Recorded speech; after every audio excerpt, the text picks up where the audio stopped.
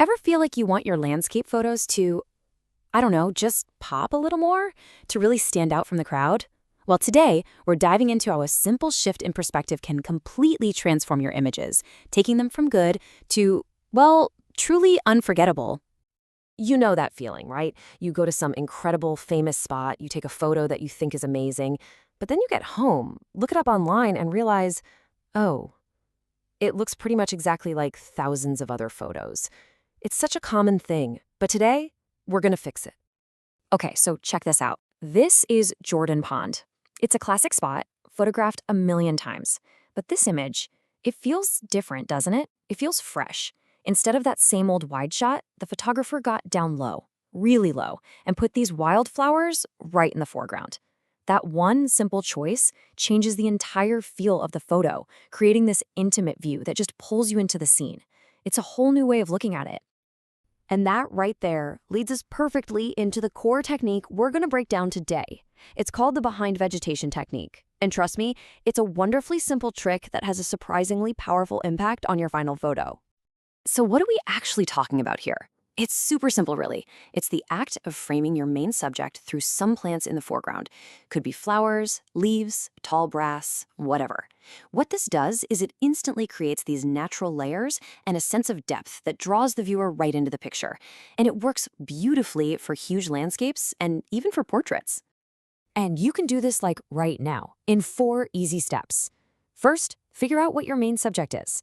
Second, look around for some interesting plants in the foreground to shoot through.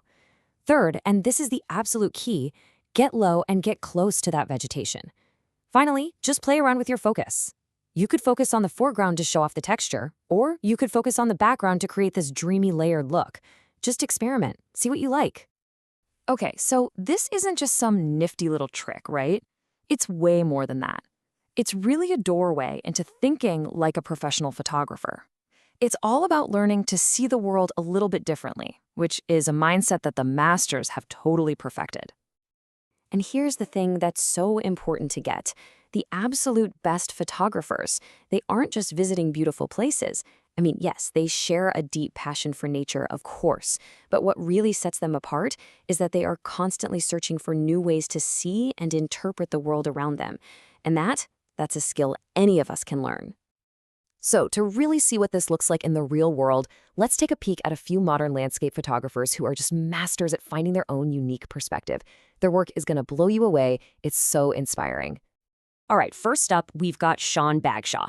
His work, like this just stunning image you're seeing here, it's a direct result of him combining his love of adventure with his camera. He doesn't just drive up to the easy-to-reach spots. He explores. And that spirit of discovery is exactly what lets him find these unique, almost otherworldly perspectives. And the cool thing is, he doesn't just hoard all that knowledge for himself. Through his online courses and his incredible photo book, Oregon, My Oregon, he's sharing not just his techniques, but his whole way of seeing. He's helping other people develop their own connection to the landscapes they love. Okay, next, let's talk about Matt Payne. This is a guy whose perspective is really shaped by a deep personal history with the wilderness. He's a mountaineer who has summited all of Colorado's 100 highest peaks. So he captures these landscapes not just as a visitor, but as someone who really truly understands them. And that connection, it shines through in his work and in his advocacy. And I absolutely love this quote from him. Matt is a huge advocate for ethical photography. He believes that nature is already powerful enough on its own, and that we as photographers have a responsibility to be honest about our editing and to use our art to push for conservation. And he really puts his money where his mouth is. He champions this stuff through his podcast, his Nature First photography organization, and even an awards competition that celebrates natural-looking images. For Matt, the photographer's role is to be an honest witness to nature, not someone who digitally over-enhances it. All right, now let's shift gears to David Thompson. His passion for landscape photography actually started with family camping trips. And the image you're seeing here, it just brilliantly shows off his signature style, finding these powerful, almost graphic compositions within the natural world. So what is it that makes his work just so captivating? It's his absolute mastery of composition. If you look back at that photo of the cracked earth, just notice how he uses those lines to pull your eyes straight toward the mountains. He finds geometry and movement in nature, and he turns a static scene into something incredibly dynamic. And now we've got Scott Smora. an American photographer who's known for these absolutely stunning fine art prints. For Scott, photography isn't just about capturing a scene, it's about capturing a feeling. And his mission as an artist? It's crystal clear. As he puts it, his main goal is to communicate the emotions he feels when he's out in nature, especially a sense of peace. And you can really, really feel that tranquility in his images. And finally, let's talk about Thomas Heaton. If you've spent any time on YouTube looking at photography, you probably know him. He shares this unique perspective, not just in his photos, but on the whole process. He shows the real, often difficult journey behind the shot. And in doing that, he reminds all of us that a great photo is about persistence and passion, not just being in the right place at the right time. So, okay, we've learned a really simple technique, and we've seen how the pros apply their own unique vision. Now, the next step? That's all you.